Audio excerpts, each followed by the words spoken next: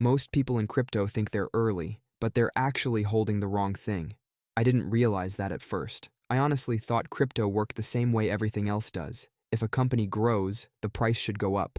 That just felt obvious to me. More users, more adoption, more attention. Naturally, that should lead to more value. That's how stocks work. So in the beginning, I assumed crypto was just a faster version of that, and that assumption turned out to be the problem. But then I started noticing something that didn't make sense. Projects were announcing partnerships, launching products, growing their ecosystems, and the price barely moved. Sometimes it even dropped. And I remember thinking, how does that happen? If everything is improving, why isn't the price reflecting that? Because that's where most people stop looking. And that's exactly where it breaks. So I started looking deeper. Not at the headlines or the hype, but at what people were actually buying. And that's when it clicked. Not because I found a new project, but because I realized I was asking the wrong question the whole time. When you buy a stock, you're buying ownership in a company. If that company performs well, there's a direct connection between success and value. But in crypto, you're usually not buying the company at all. You're buying a token. And technically, some are coins like Bitcoin or Ethereum, and others are tokens built on top. But the distinction doesn't actually change the part most people miss, and that part is what actually determines whether you make money or not. Not a stock, not ownership, a crypto token that follows its own rules. And that token doesn't always benefit from the system growing around it. At first, I didn't fully believe that, so I started looking at the biggest examples. Take Bitcoin. There's no company behind it, no CEO, no earnings, and yet it has value. Because if you want to use the network or store value in it, you have to use Bitcoin. The demand and the system are directly connected. It doesn't generate cash flow or earnings, but it doesn't need to. The demand comes from people choosing to use it and hold it. That made sense.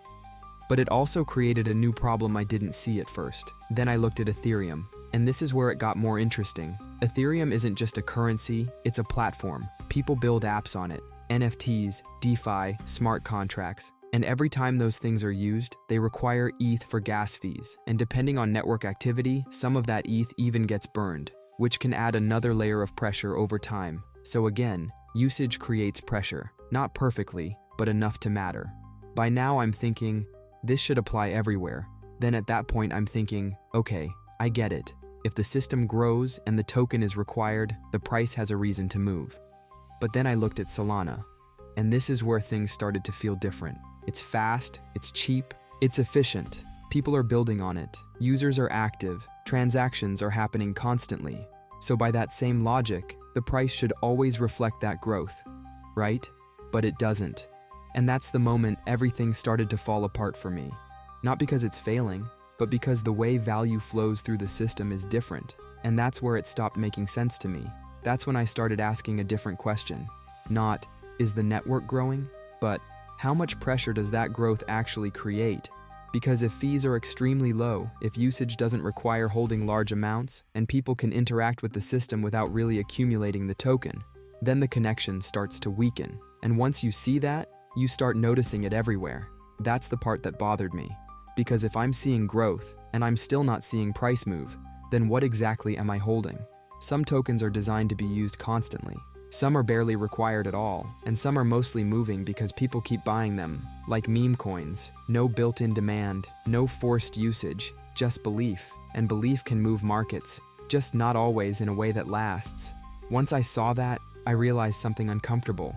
You can be right about the technology, right about the adoption, right about the future, and still not make money. And that's the part nobody really explains when you first get into crypto. Because price doesn't move just because something is successful. It moves when something is required, when people have to buy it, have to use it, and have to hold it in a way that creates pressure over time. So I stopped asking, is this a good project? And started asking something much simpler. What actually forces this token to be used? And once I started asking that, everything became a lot clearer. And once I saw it this way, I couldn't unsee it. You can almost break it down like a checklist. If people use the system, do they have to buy the token to do it? And more importantly, who is actually doing that buying? Is it users every time they interact with the system, developers building on top of it, or mostly investors hoping someone else buys later? And when they do use it, is that usage happening once or constantly, because there's a big difference between something people touch occasionally and something they need every time they interact with the system. Then I started looking at the pressure itself,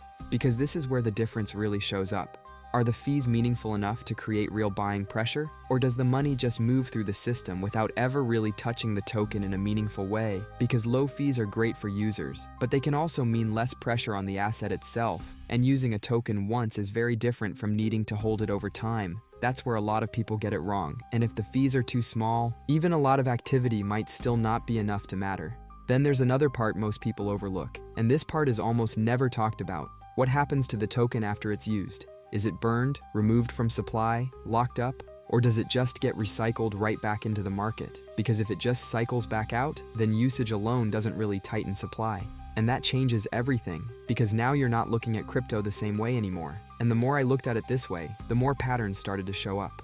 Some systems are designed to create pressure over time. Others are designed to grow without the token really benefiting from it. And if nothing forces usage, then nothing forces demand. And if nothing forces demand, then price becomes a completely different game. Sometimes it's hype, sometimes it's narratives, sometimes it's just timing. That's where most people get stuck, because most influencers will talk about market cap, fundamentals, partnerships, and roadmaps, but almost no one starts with the one thing that actually matters. What does the token actually do? Because that's what you're buying, not the company behind it. This is what people mean when they talk about tokenomics, but almost no one explains it this way. Not the company, not the vision, not the ecosystem, the token, because two projects can look identical on the surface, but behave completely differently underneath.